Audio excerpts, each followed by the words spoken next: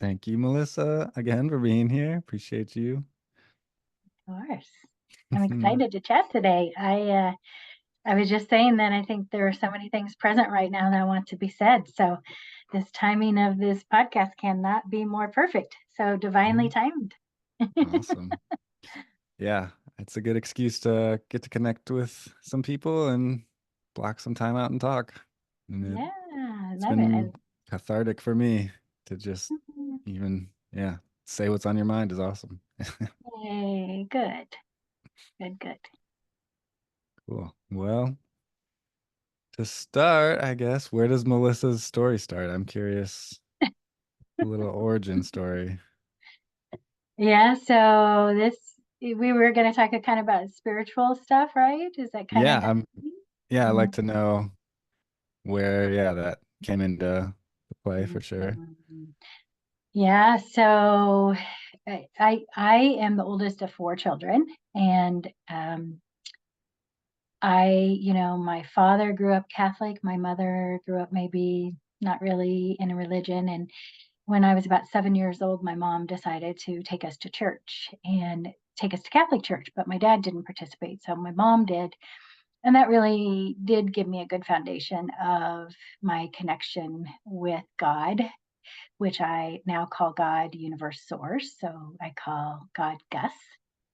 Mhm. And I remember even being when I was younger at church, like pretending I was the priest. And as the priest is doing his like rituals on the altar, I'm doing that at, kind of at my, in the pews or whatever. And I remember we had this like little alcove in off of, in our hallway. And I had that little back area that was like kind of my church. And I would act like I was the priest and I would have holy water and I would just do all these kinds of things. And I didn't really understand it at the time, but that was like my youngest connection to God, really. And then I was very much an outdoors girl. Like summer is my favorite season. I love to swim. I love to play in the dirt. I love to run around the neighborhood. I love to walk everywhere. So if I could spend as much time outside as possible, that's what I did. And Mm, so I think all of that connection with nature and the outdoors and with the elements, that really played a part in my older development. Um, and then, I was Catholic my whole entire growing up, and then went off to college, had a little bit of Catholic, but then kind of fell off, and just went into the party days and socializing and all of that, and then eventually graduated and moved to Kansas City and met my former husband. And he was Catholic. He grew up Catholic. And so we decided to kind of pursue that type of spiritual connection. And we did that for many years. We got married in the Catholic Church. We raised our daughters in the Catholic Church and school. And I was highly, highly, highly involved in that for many, many years. I kind of joke that I was the president of everything. And during that, like those mom years, during that time, I expressed my connection by being involved in community. And that's really what church meant for me, and what spirituality meant for me was connection to others. And then what happened is I kind of lost all connection. I lost connection with myself, with God. It just really, I fell kind of into a deep, like, disconnection, and let stress and overwhelm and many of the things that were happening in my life just kind of consume me. And I, always drank. So alcohol was just present in my life. And, um, what I found was when I was at the lowest and the most stressed out, then alcohol was an easy coping tool. It was either an easy coping tool to escape and party or just to numb out, you know. mhm. And I don't identify as an alcoholic, but I did definitely get to a point where I realized that alcohol was not serving me. And I kind of struggled for about 2 years to really hear that message very clearly. It takes a uh, while sometimes. yeah, that message was coming through, and I was like ignoring it and ignoring it and ignoring it. And I was like, yeah, I get it. I get it. I get it. But I really like my life right now. I have a really great life. I have so many friends. And if I stop drinking, I'm going to lose all my friends. And if I stop drinking, people are going to think X, Y, and Z. Or, if I stop drinking, this is going to happen. That's going to happen. I had some very, very strong beliefs about that. And it took me some time to unwind those beliefs and to truly understand why I was drinking and why I loved that escape and that feeling. Really, it was a feeling. And I officially stopped drinking in June of 2016, so almost 8 years. And Hmm. it literally was a turning point in my life. I say, like, I could have gone down this road or I could have gone down this road. And I now know that my higher self, what I call my guiding and healing team, my angels, my guides, Gus, they were like, hey, hey, hey, hey, hey, hey, there's this other life over here that's pretty fantastic. Let's go this way. And I was like, no, no, no, no, no. And finally they said, nope, you're going down this way. You have to go this And they way. forced me to do it, and which I am grateful for. And so on June 8th, 2016, last time I drank. And on that day, I lost my desire for alcohol. And I literally have never drank or felt the desire to drink again. And I know that a lot of people say that they can't say that they'll never drink. I can say that I will never drink. I'm Yeah. positive of it. Yeah, my life is exponentially better. And there's no scenario where alcohol would make it Hmm. any better. I know it would make it worse. So I just don't even, yeah, like I said, the desire literally disappeared from my embodiment, from my existence. So Yeah, I'm once very you grateful for that. you get it's almost like frequencies. Like once you raise your frequency to a certain level, yeah, I can't drink anymore. It's just Hmm. I just feel like blah. Like it's like Yeah, I'm not gonna.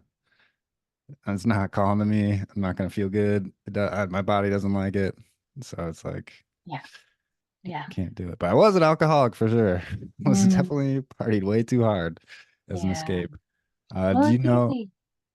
Do you Yeah. know why you were feeling that way? Is there any like thing you can identify as why you felt your disconnect and all that?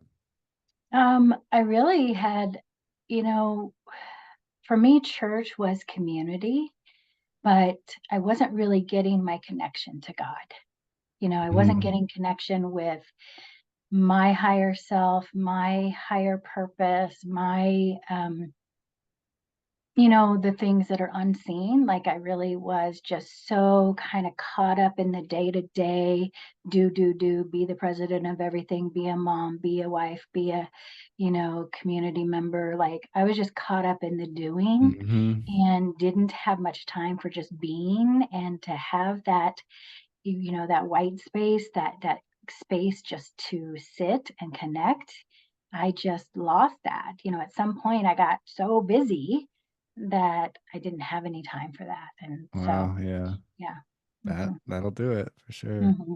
And they don't Hmm. really teach you, I mean, haven't gone to too many Catholic services, but they don't really teach you that so much. It's more like come to us and we'll give you the power. They don't really teach you that you have the power as Yeah, I much. mean, I think there were different points in my Catholic career that I felt more connected. Mm-hmm. Obviously when I was a child, I got something out of that. I did go to Catholic school for like 3 years, and that did change the trajectory of my life. I met my best friend in 5th grade, and she and I went off to college together. Like so many things happened during that Mm-hmm. time.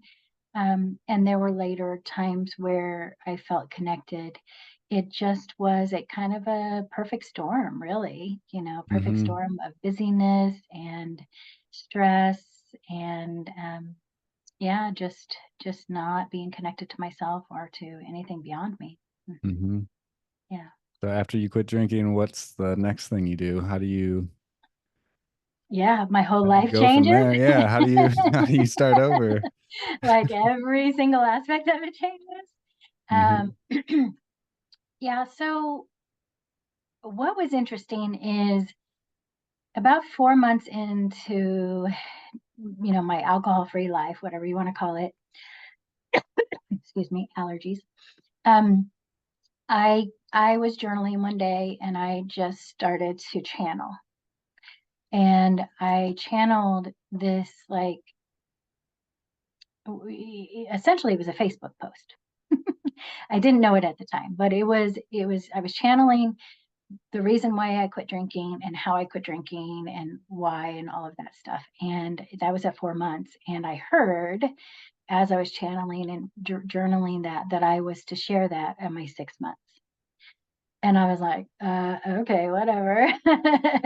And then at 6 months, I remember the day because I owned a co-working space at the time. I went to work and I was sitting there all day going, okay, I'm supposed to share this today. I'm supposed to share this today. And I was like, no, no, no, no, I'm not sharing this today. I'm like, and it was about time for me to leave to go pick up my daughter.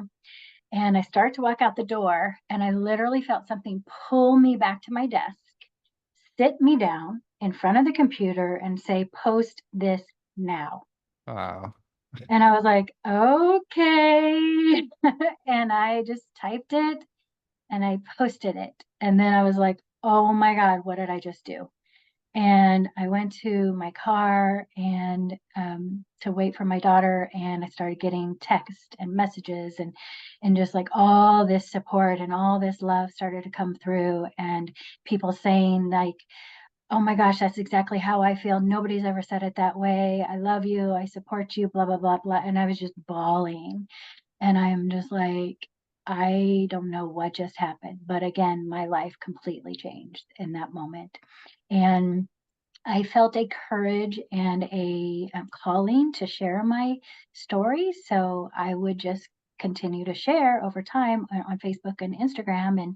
And as I did, then people started coming to me and saying, "Can we have coffee? Can I have tea? I have a question for you. This."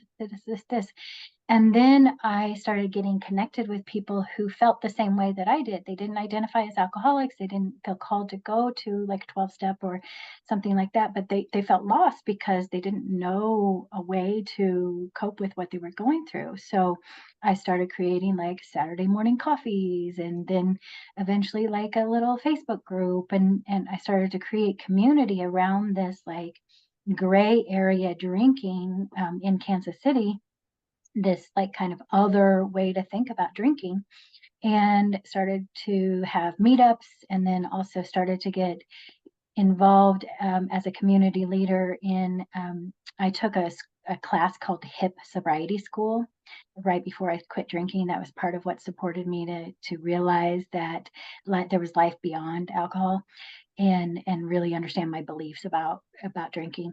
And so I started to be a community leader for them and created, the program which was called the Bridge Club at the time in Kansas City.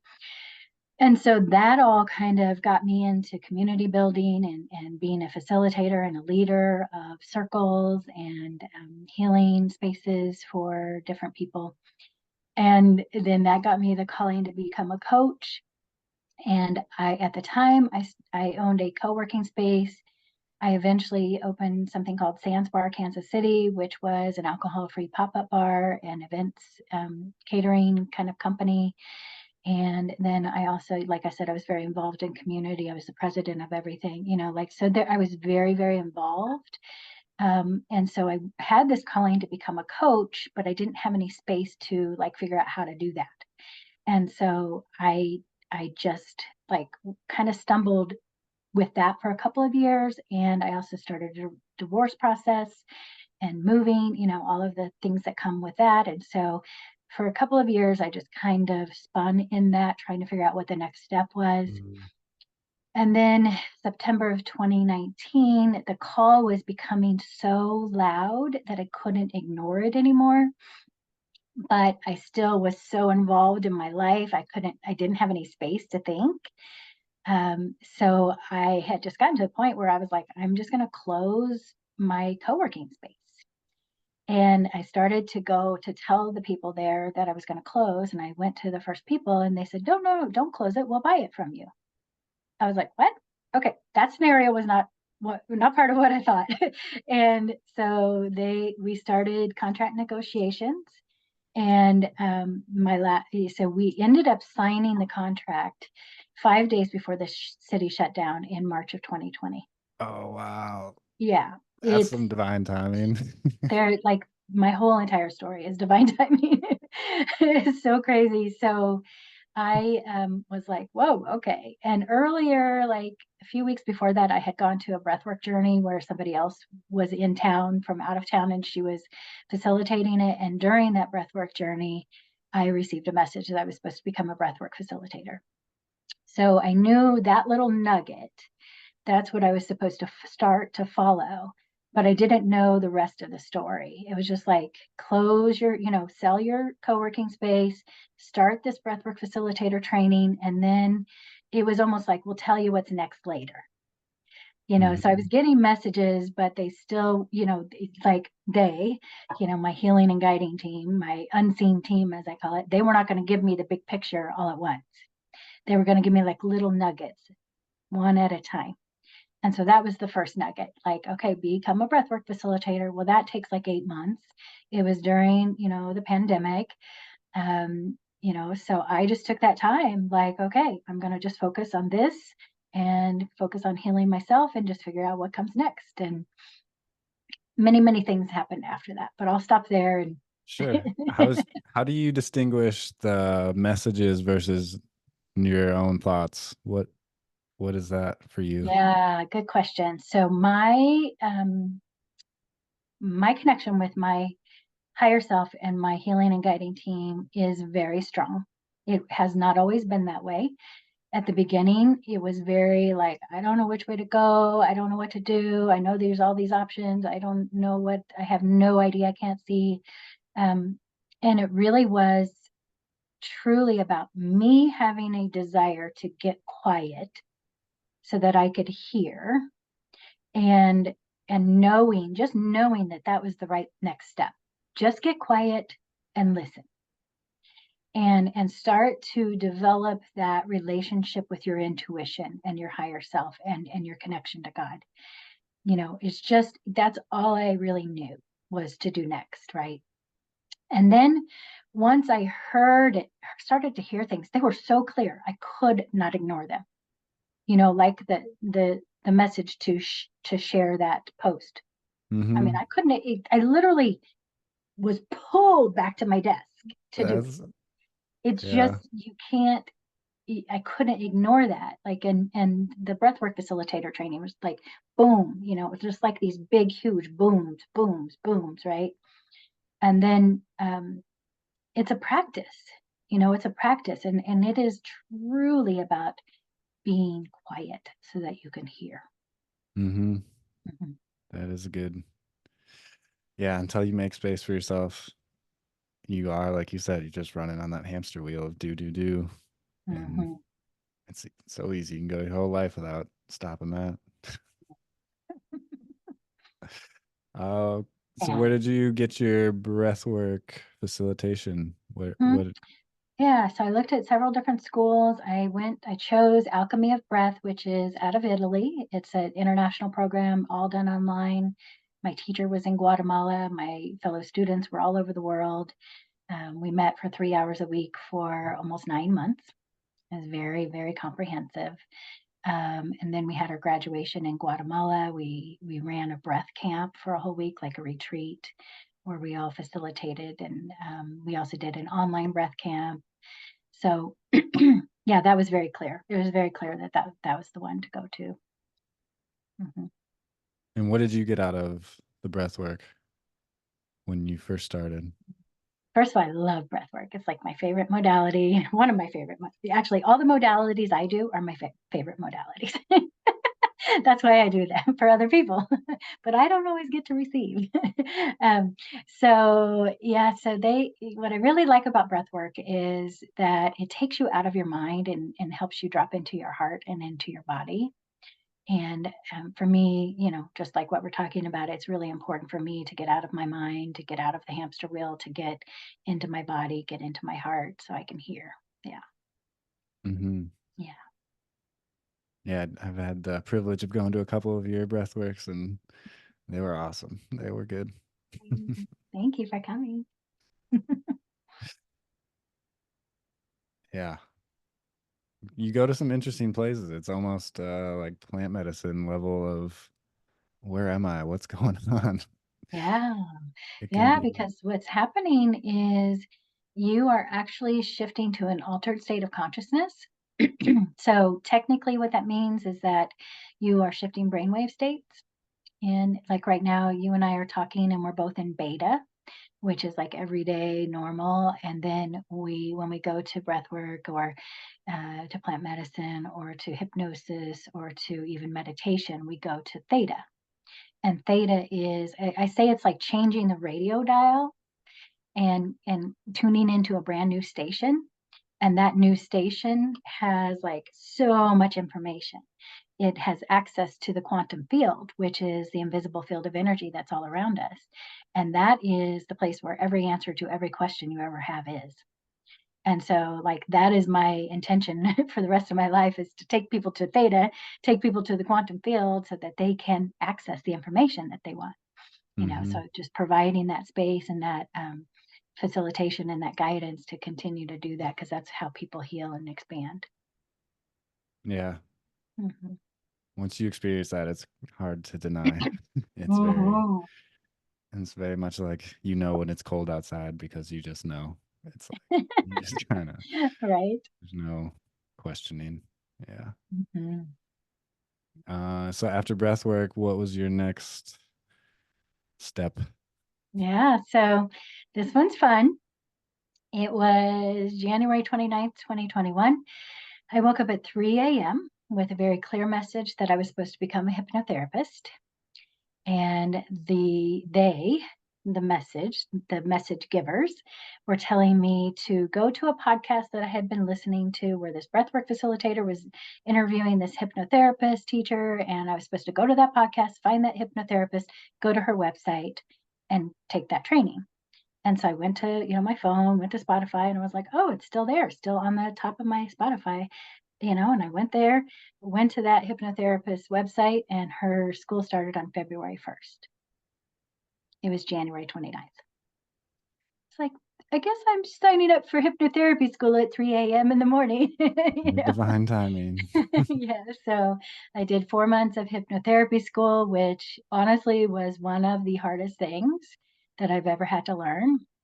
And Why I is why is that? had, it it's super easy for me to do now. I love it. But at the time, it brought up a lot of perfectionism in me, and striving to be perfect. They did grade us, so I had a lot. It brought up a lot of things. So everything that I've done has brought up things that I needed to heal. So for me, that just brought up perfectionism and wanting to be the best and not wanting to mess anything up. And I was like, had this fear that I was going to mess up somebody's subconscious. It was like really, really weird stuff. Right. And I did. I just wanted to be the best. I wanted to be the best. And I wanted to get it right. And so what I did find what the coolest things that I found out is as we started practicing with each other, and I was doing like my first and second practice session, I had this clicking, this awareness that hypnotherapy and hypnosis were energy healing. And I was like, whoa, nobody talks about it from this perspective, but it is energy healing. And it is on my website, it says, my work is rooted in science, psychology, and spirituality because it truly is a balance of all three of those things. Science, I talk about the nervous system, I talk about brainwave states, I talk about, all of these somatic things that you can use to heal. Psychology, I talk about inner child work and parts therapy and, all of those types of things. And spirituality, I talk about talking to your guides and your angels and your higher self and, really being able to hear things, and receive messages. So it truly is all of those things, but I call it magic because when it's happening, that's what it feels like to me. It Hmm. truly, I just got done doing a session right before this. And every time I do, and I do quantum hypnosis now versus just regular hypnotherapy because I was called to go the next level and do the quantum hypnosis. And every single time, every single client, every single session, I am blown away. Like I am blown away. My client is blown away. The way that we're able to heal in the subconscious, connecting to the quantum field is just beyond anything that, it's quantum physics. Mm-hmm. It's It's beyond a our. mystery. Yeah, yeah. I mean, It's and there's science, right? But it still feels magical yeah, the because core of when it it is very magical. yeah, when it happens, it's just like, oh wow, like yesterday, my client was her body, her brain, her heart, and um, and her soul were talking to each other.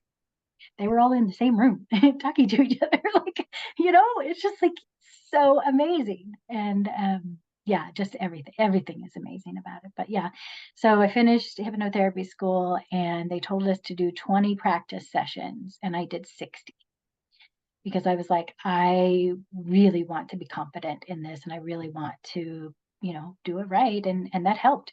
I say practice, practice not perfect. Just practice, practice, practice, practice, and your confidence will be built up so quickly. And that's really what served me this whole entire time. So mhm. And when you do sessions, can you do it over Zoom Oh online? yeah. It works Yeah. just Oh the yeah. same. Yeah. The one I just finished was on Zoom. Yeah. Cool. Yeah.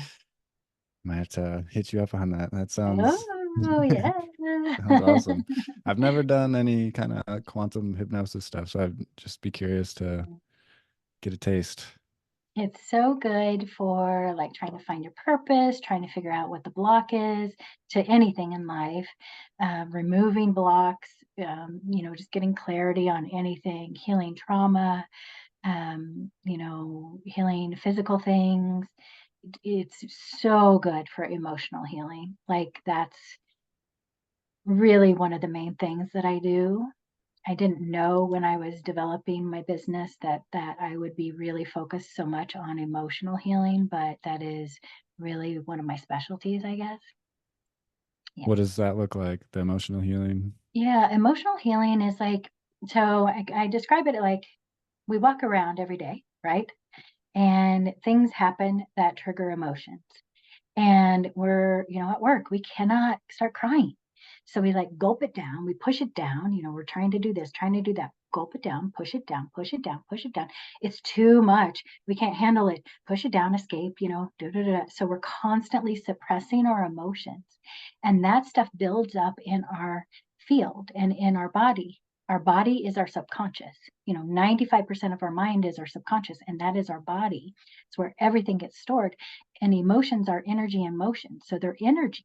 So, like these little pockets of energy are stuck in our bodies and in our subconscious.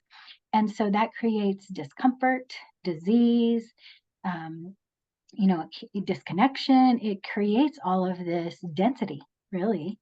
And what we can do with hypnosis and breath work and even Reiki and even the other modalities that I do, we can break up that density through breath work. For instance, it's actually a physical, breaking up of that density. With hypnosis, it is working with the unseen team, with the healing and guiding team to identify the root cause of the pain, whatever the pain that someone is experiencing. It's finding the root cause of that, whether that be an actual emotion stuck in the body, or that be some trauma that they experienced, or that be just something the third grade teacher said to somebody. It You just know gets what? stuck in there. Yeah. Yes, it can be so simple, but we cannot find it through with our conscious mind. We cannot find it because it is hidden. It's hidden in the body and in the subconscious. And it's creating pain and discomfort and, just all these things, but we can't find the root cause. So hypnosis is phenomenal for finding the root cause and healing it very gently. Like you never ever have to relive any traumatic things in your life. It goes straight to it. It can, the energy healing is on the quantum level. So I work with the team. So they literally are telling me what to do and what questions to ask. And I'm having a conversation with the client as they are experiencing something in the quantum. So, how it shows up for them is it shows up as body sensations or images, or they may hear something. So, I always say see, hear, feel, experience, or know, because everyone receives information differently, but the client has tuned into that radio station. They're receiving the information, they're reporting it to me, and then I am guiding the session. But I'm also doing it in cooperation with the unseen team. So the Mm-hmm. unseen team is telling me, like, ask this question or do this, or, they're showing me pictures of what's happening or what to happen next. And so it's just a cooperation between me and that field and the resources that are available in the field. Yeah. Mm-hmm. And do you give them like homework? Do you like say this is you Do need I give the client homework? as far as emotional, like how do you, yeah, dealing with that Mm. emotional stuff, like Oh, yeah, because it yeah, I'm seems sorry. like more than one. Yeah, I don't know.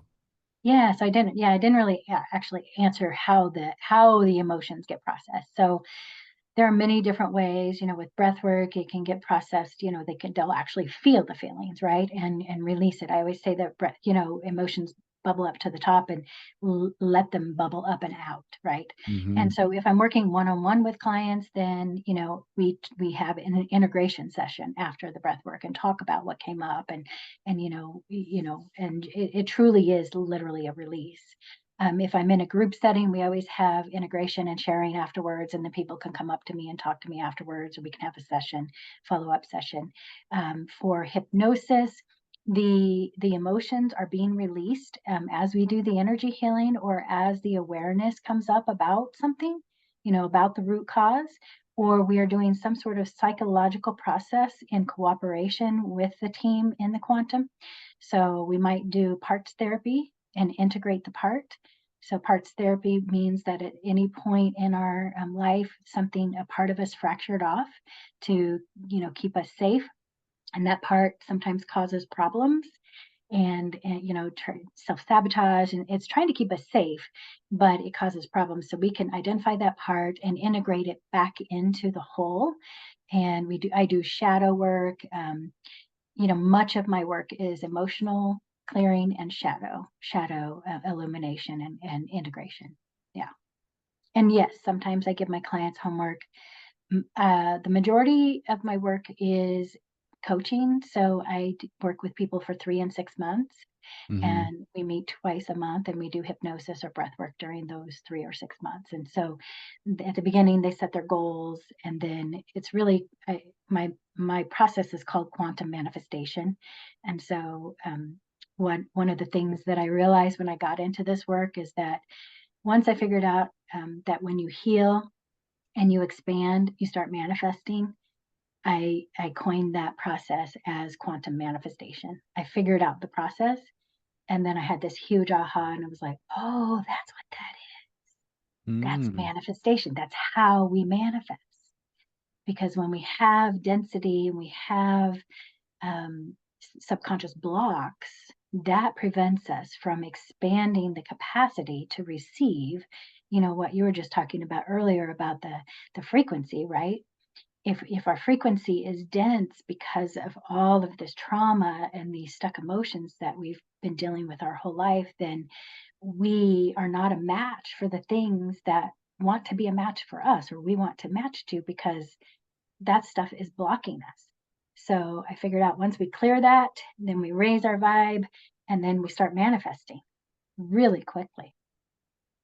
Yeah. I like your manifestation. You say this or something better Yeah, because that's my online manifestation program. Yeah. yeah, yeah, because there's been some things in my life where I didn't know was possible. So Mm. to manifest it in the first place for my mind would be impossible. It would just be not a. So I like that you leave the door open for something better because Oh, yeah.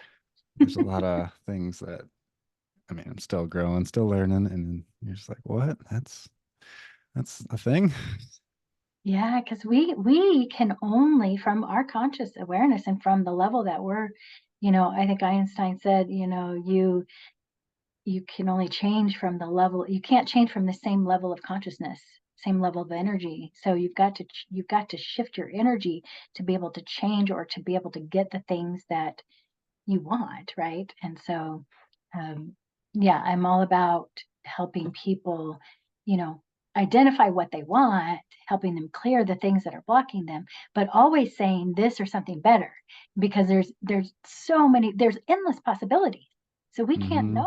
we can't know what the end result is because, you know, it's whatever wants to be, whatever wants to express through us, Mhm. right? And we don't know what that is yet, you know? Yeah. It's a big old mystery. Yeah, Mhm. when you quit drinking, you didn't know you were doing signing up for breath work and manifestation. No way. There is no way I would have known any of this. I didn't know it until it was happening. There's no way I had to open myself up for it, and I had to clear the density. If Mhm. I was still drinking, I mean, it's not a, judgment on anybody who drinks. Sure.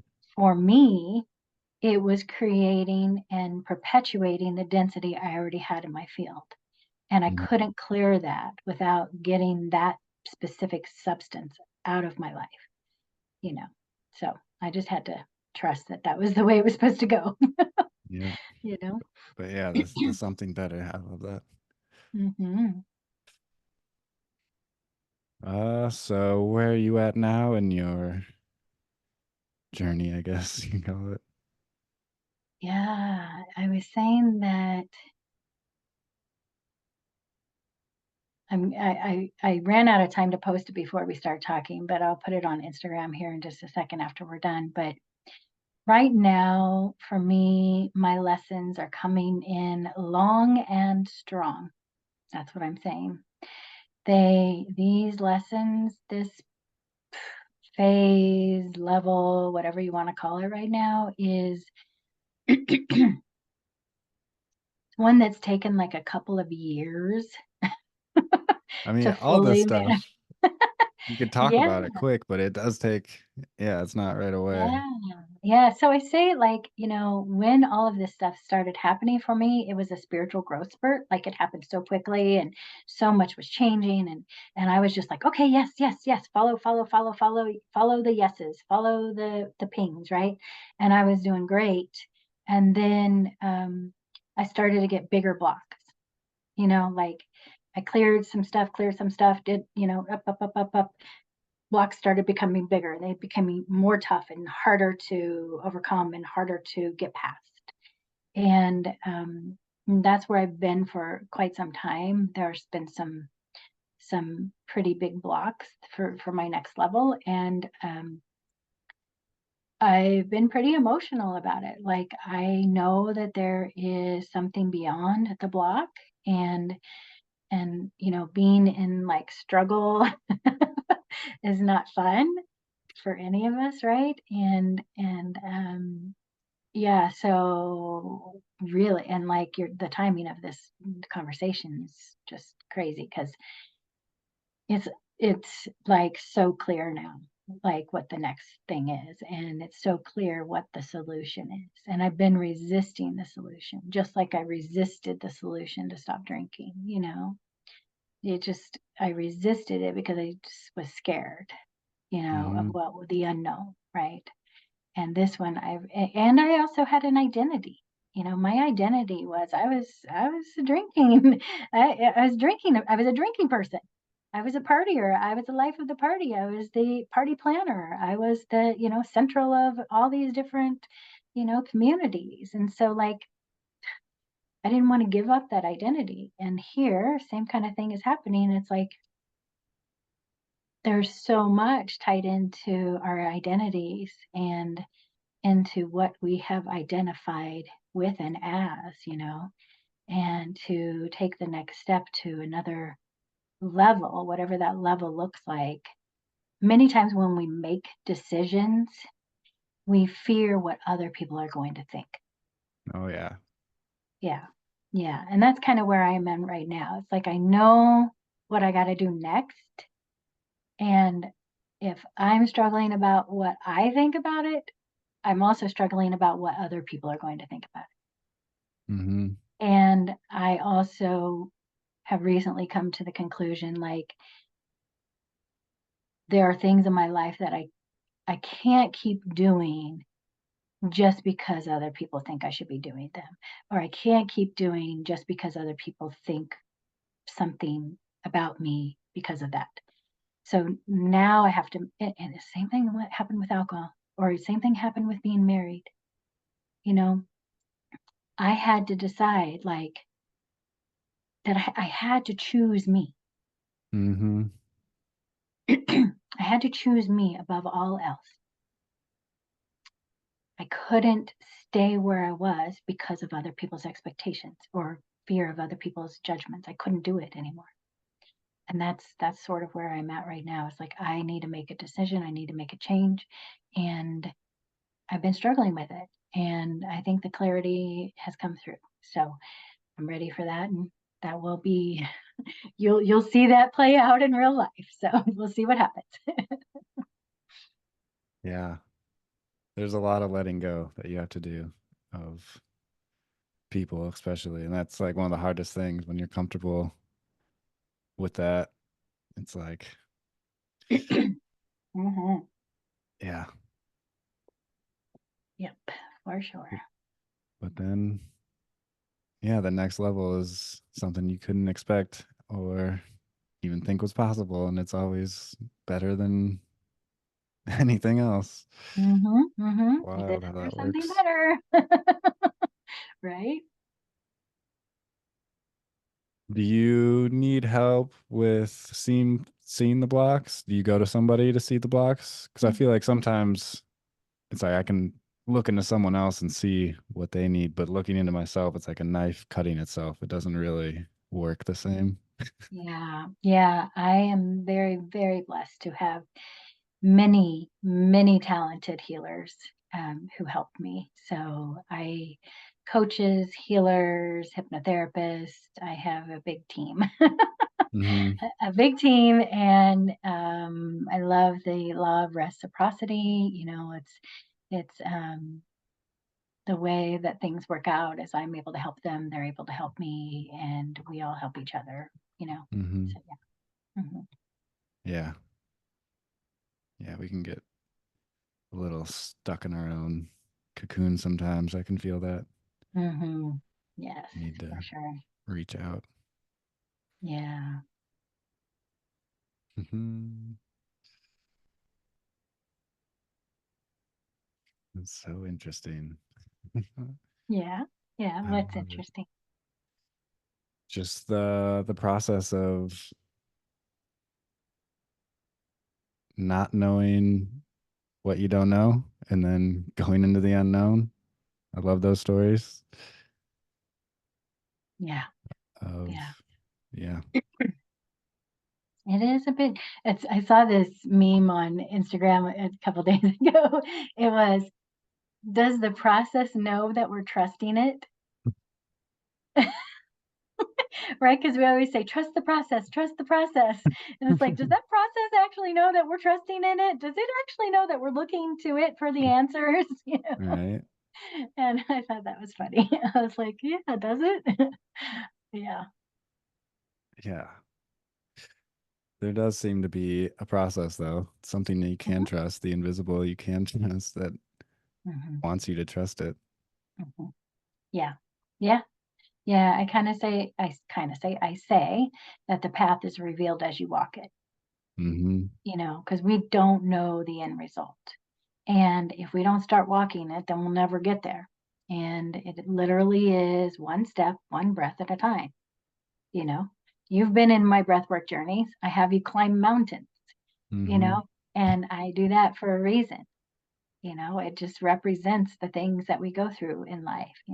I do it for multiple reasons. One, because it's actually a technique to get you to the theta brainwave state. But so is the breath. But I do that also as a metaphor for life. Like We are climbing mountains all the time and we're jumping off them and trusting and just like, what's on the other side of that? And if we don't climb the mountain, then we won't see. We won't find out, you know? Yeah. Yeah, the first breath work, climbed the mountain, and I found myself in the void. I was just in Mhm. the infinite depths of being. Was that was a fun one. I love it. That's awesome. That's where I want you to go. Mhm. The But void is the quantum, you know? right, Mhm. yeah, it felt safe to be there too, which I think you Mm. were part of that, holding Mm. that container. Yeah, thank you. Thank you. It's my pleasure. It's one of my most favorite things to do. Are you Mhm. still holding breath work? Yes, yes, yes. So right now I'm doing mostly special events like new moon circles and equinox and solstice, and I do my quantum manifestation workshop in person, and then I always do sunset breathwork every summer. So this will be my fourth season. That starts in June. Every Tuesday night, at the Nelson. And then I just do breath work here and there. My friend David and I are getting ready to do Sunday night breath work for April and May. I'm doing a Mother's Day event. So the fun thing now is I get to like really use my creativity in how I express that gift. I don't just most of the time don't just do breath work. Now it's breath work plus cacao or sound healing or manifestation work or some channeling or, some deep healing. So it's really fun to be able to use creativity you know, to deliver that. Give it your own flavor. Yeah. Yeah, yeah, yeah. I love, love, love, love creating and bringing ideas to life. So I feel like it's an expression, of my essence and of my gifts. And so it never gets boring. Never, ever gets boring. Never. Mhm. Yeah. Mhm. How do most people respond to their first breathwork class? What kind of responses do you get? Uh, Holy shit, what was that? They think they're coming to a yoga breath Yeah. work, which there is nothing wrong with pranayama. We all love pranayama. I mean, I am a big yogi myself, but it's not the same thing, and I think that people who have never experienced it, myself included, when I first did it, you just don't know until you experience it. And then when you experience it, you're like, whoa, that was way more than I expected. I had no idea I could go there. I had no idea that I could get so much healing. I had no idea that I could get so much expansion. Yeah, so it's always a surprise. Always a surprise. Yeah. Have you ever had anybody adverse react, like didn't like it? Got Anybody who has not liked it is because they were presented with something that, like some shadow material or something that is just, new to them or, they were unaware of. And so maybe they're like, they didn't know what to do with it once they experienced it. Or, yeah, that's mostly, yeah. hmm Hmm. Hmm. And if you get stop doing the breath work, it kind of stops. It's not like you're stuck in it in a plant medicine. Yeah, exactly. You can stop anytime. I would Yeah. say yeah, I say you're in control of your own experience. Like I'm the guide and I'm going to tell you to climb a mountain and I'm going to tell you to increase the pace of your breath. But if you're like, I don't feel like doing that today, you don't have to do it. It's your choice. This is another way for you to express your sovereignty, So for me, that's another lesson. And that's another part of the teachings of breath work, you know. Yeah, it's cool Mhm. that way. It's kind of built-in safety. It's like you don't have to go too crazy. Mhm. Yeah. It's a good first place to start. Yeah, for sure. Awesome. Yeah. I guess we're coming up on an hour now. What? All right. I could keep going. I don't know what your time is, but Yeah, yeah, yeah, yeah.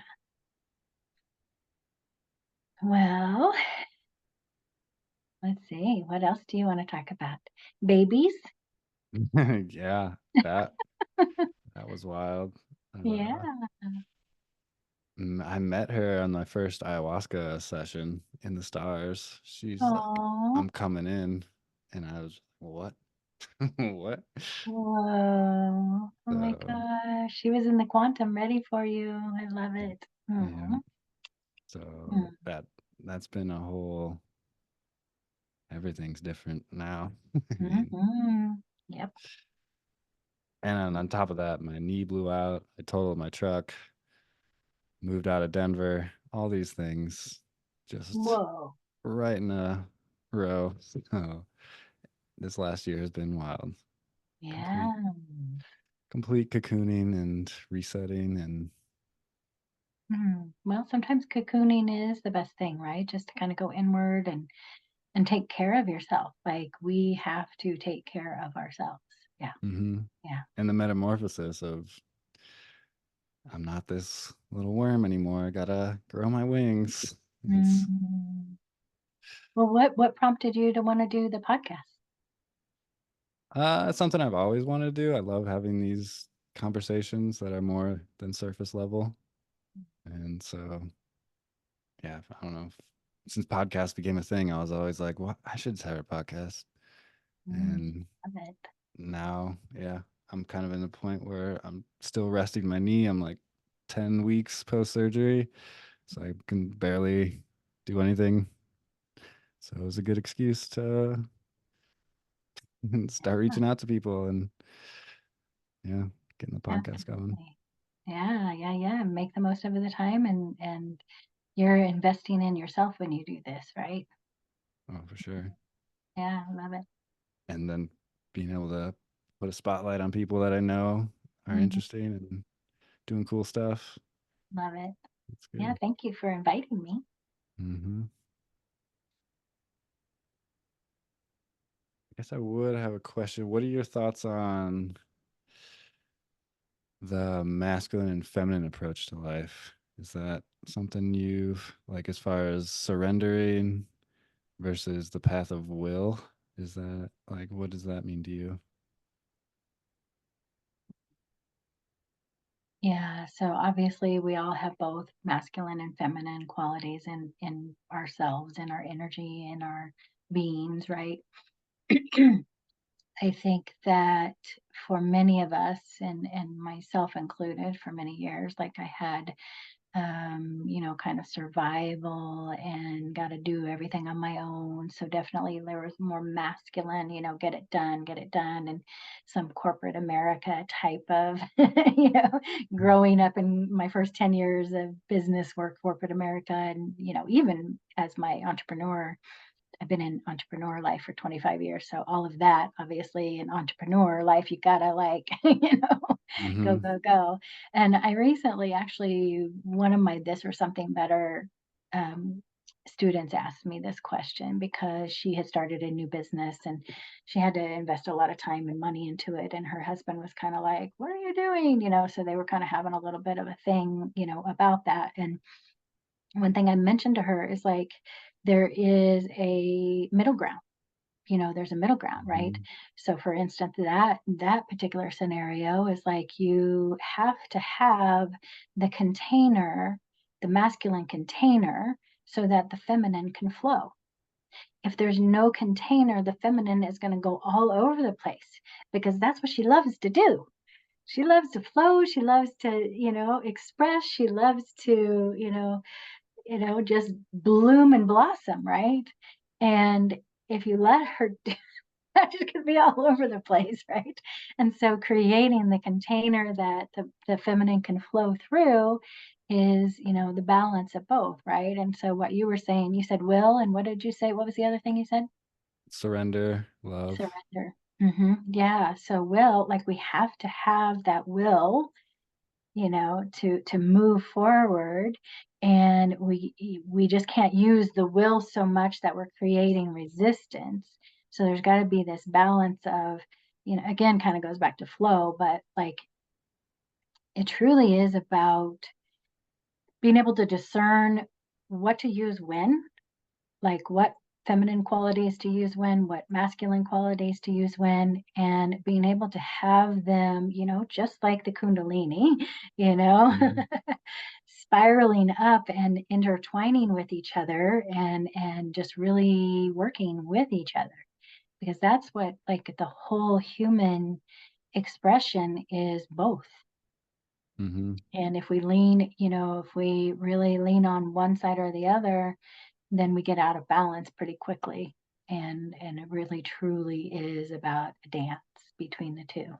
That's what I was gonna say. It's a dance. Mhm. Mhm. Mhm. Yeah. Yeah, this past year has felt like a huge slap of surrender. you Mhm. you were using your will, and yeah, even jujitsu is like one of the things I saved my life at one point, and now that's like my soul's like you're done with jujitsu, and it's just like, Can't do it right now, uh, can you? Oh my no, gosh. not at all.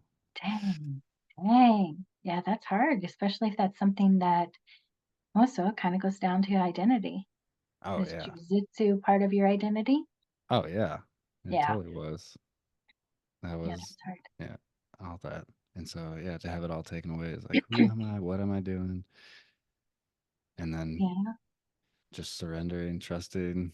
It's all part of the plan. It's all working out as it should. Have you started to get some clarity on, like, kind of why things are happening the way they're happening? Uh, it's still a little foggy. I think it's just been that shift from the masculine, like all aggression and action and like a violence almost, to just not that at all. Just surrender, love, receiving, and just that's going to be your new anchor versus the old. It almost seemed like a programming that I had just to survive. It's what I Mm-hmm. adopted. Yeah. Similar to your story. Mhm. And Well, it makes so, sense. Yeah. Yeah, that's hard. It's hard when everyone's been programmed.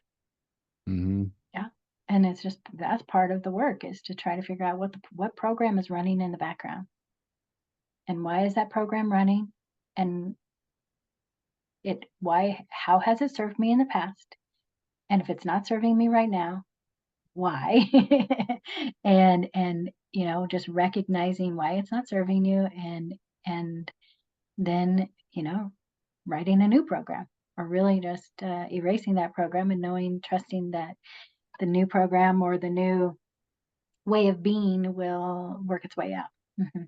Yeah. mhm, Yeah. And we don't have to be afraid of, because programs are there to keep us safe. It's part of the ego, right? To keep us safe, it's part of the subconscious. Subconscious is automatic. That's the subconscious, the autonomic nervous system, it's all the same thing, right? And so it's just trying to make sure that we breathe, that we digest, that our blood is flowing through our bodies, and it's also trying to make sure that we don't walk across the street when there's a car coming, that we are keeping ourselves safe. And so mhm, all these little programs that we developed as coping mechanisms, and that we were taught when we were kids, to keep us safe, keep us included in the tribe, all of those things eventually get outdated, because our souls want to express and they want to expand. And if we're working on programs that we developed when we were 7 years old and we're 37 years old, there's a big gap, right? mhm, And so it is about, like, figuring out what the good qualities of that program were, and then, maybe taking some of those with us, and then developing new ones, and new ways of being. Yeah. yep, yeah. Similar to your story, once I started meditating, that's when I really felt the percolations of all these feelings come out. When I just spend 10, 20 minutes in the morning sitting there, like, where's all this coming from? And that, Yeah, it's good. It's good to get quiet and just be for a little bit. We can't hear when there's so much going on. what does getting quiet look like for you? It can look like anything. Like, my favorite thing to do is just to wake up in the morning, and either with a cup of cacao or not, I sit on my couch and I open the big picture window and I just look at the trees. Literally just sit there. And, it might be 10 minutes, might be 30 minutes. That's really beautiful. I receive a lot of information there. I receive a lot of information from journaling. Um, I am kind of actually shocked and awed and delighted about how clear things come through now. It hasn't always been that way, because we've been talking about the journey, right? But like I just went to the Temple Buddhist Center on Sunday. My friend invited me to that, and I went to that, and during meditation, like this whole vision came through. A vision with a lesson and, healing and all of that. And I was like, whoa, okay, I love this now. So it's like it didn't used to be that way. Mm-hmm. I like this example. One of my friends is a meditation teacher, and in 2018 he would invite me to go to his meditation, like every Sunday night he'd have a meditation circle at his house. And I remember going and being there and getting nothing. Just lying there for an hour going, "Oh, okay, nothing, nothing." Right. Well, he just recently opened up a meditation space in Kansas City, and I went to one of the meditations, and we drop in, and I turn into a mermaid, and I am in the ocean floating with a merman, talking to him while all this stuff is happening around me. And afterward we came out, and I was like, "Oh my gosh, Tim, I used to just lay there with nothing happening. And today I was a mermaid." How far I have come, right? It's just so fun. So I say, like, and I'm sure you say the same, just like never give up on the meditation practice or the connection or just the stillness practice, contemplation practice. Yeah. Just don't ever give up on it, because it truly is a practice. Yeah, even if you're alive, you can do it. I can't do my Mhm. workouts right now, but I can do my meditation. Doesn't Absolutely. doesn't Yeah. matter where you are. You can always do it. Yeah. Yeah. Yeah. Yeah. Mhm. And it seems like that's just grace, right? That like your ability to have that mermaid vision is I was the mermaid. right. That wasn't something you like worked for or s- achieved. It was almost the opposite. It's just like allowing that Mm, space. yep. Yep. Allowance. I love that. That's a great. Hmm. Hmm. Yeah. Yeah. So fun. It's just so fun. I was just cracking up at the end. I was just like, because I was talking to the merman and I was asking him if he was Hercules. And then I was like, "You're not Hercules, are you?" And like, it was just such a wild ride. Yeah.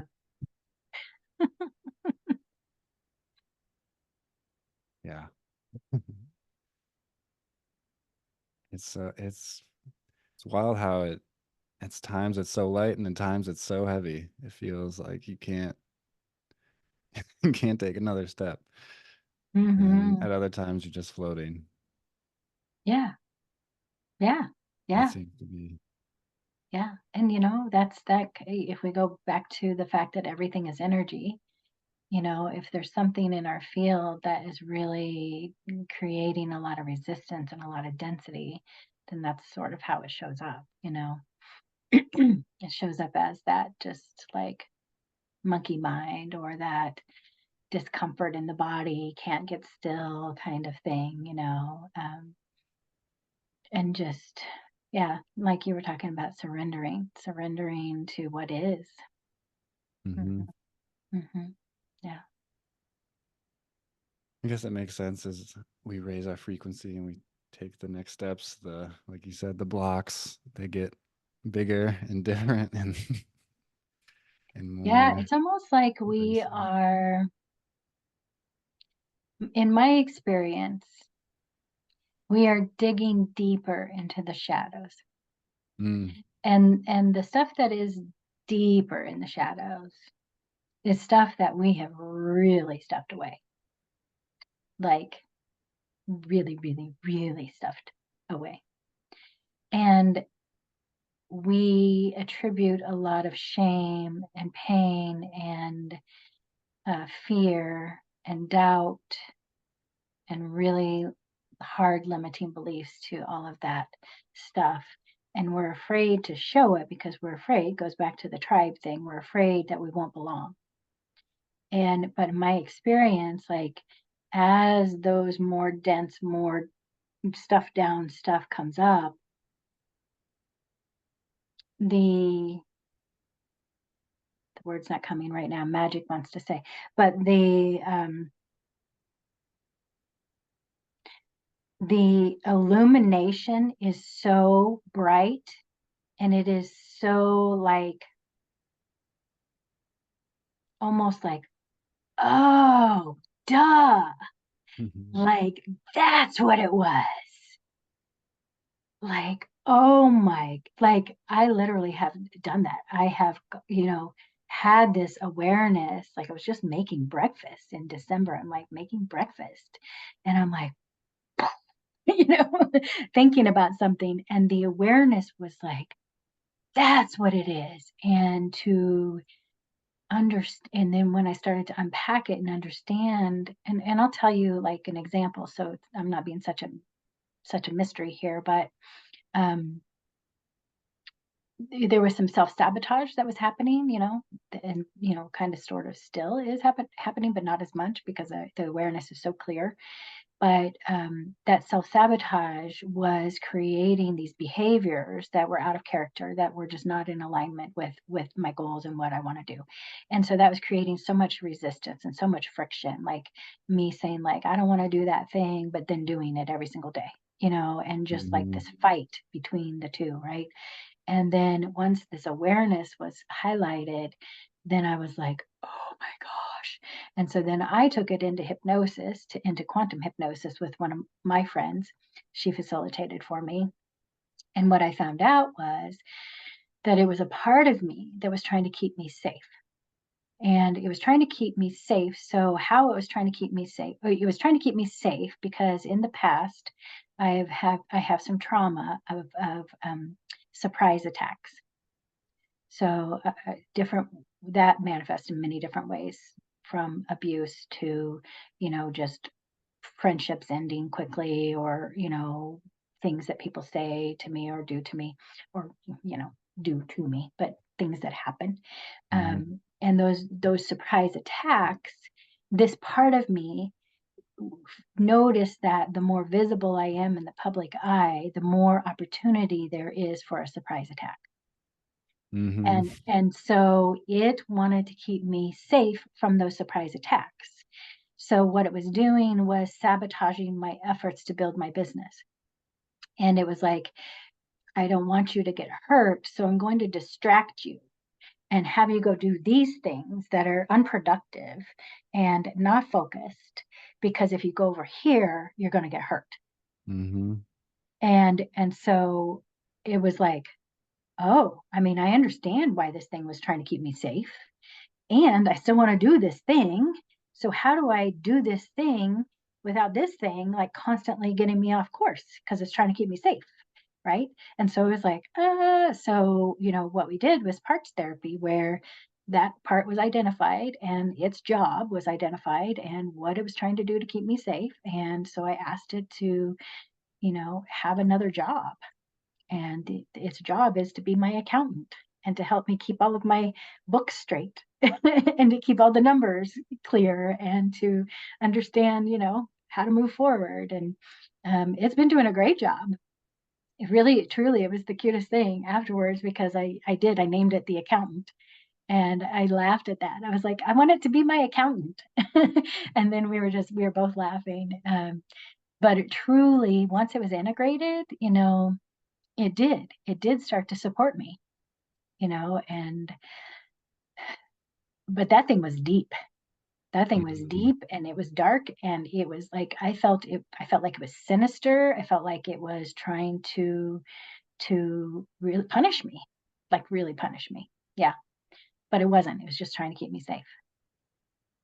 Yeah, that's Yeah. beautiful. That's how it goes for sure. Yeah. Yeah, subconscious is so fascinating. So fascinating. I love every minute of it. Do you think we come up to the collective unconscious? Is that something you've seen? Oh yeah. Oh, yeah. I guess I that's mean, part of the, like you were mhm. saying earlier, the fear of being seen by the collective. Yeah, and I think that, when we get into judgment from other people and other people's opinions, like, that's part of the collective, Hmm. way it kinda goes back to being included in the tribe and, um, if you understand, polarity and duality, then you understand why so many things happen in this world and Hmm. things that we just don't like in our hearts. We're like, why? Why would this happen? Why would this just terribly devastating, horrible thing happen?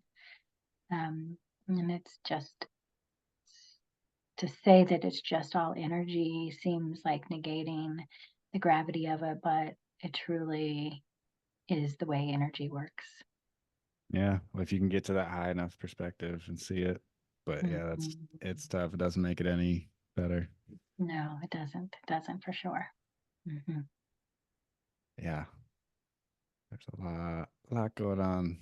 I guess we're just more aware of it now. It seems like. Yeah, well, of course, there's just so much media that we have access to, and it's even in the, like, I mean, I kind of say that, like, I don't have to watch the news for sure, because anything that needs to be known, I will find out about it. Like, it will get to me because that's the energy is in the field. Hmm. And if something needs to be known, you will find out about it. Like, it will be revealed to you. Yeah. Yeah, I like that. It does come to you. I guess that positive is true too. Like your message resonated with so many people. They Mhm. all got the positive message. Yeah. Yeah. Yeah. Yeah. It's all energy. It's just floating around in the quantum field, just ready to connect with someone or something. Yeah. Awesome. Mhm. Mhm. Cool. Well, thank you so much for doing this. Thank Been a you, great Jordan. conversation. Yeah, I was just so honored to be one of your guests on your podcast. So thank you so much. Hmm. I'll have to reach out and figure out a way to get in touch with you, work with you. That'd be fun. Mhm. What offerings do you have for people? Yeah, so I have a couple things. Well, I have my 3 and 6 month coaching program, and I call that quantum coaching. So that's available. I do one-on-one breath work or quantum hypnosis. So if people just want to experience one time with me, they can. If they have a very specific problem or a very specific thing they're trying to work through, we can do that in one session.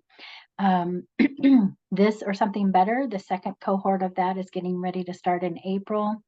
So I will have that up on melissasaubers.com is where all of my events are. And then healandexpand.com is where it's my website where there's all of my one-on-one and my coaching and all of those things are. So yeah. And this in something better. That's a group.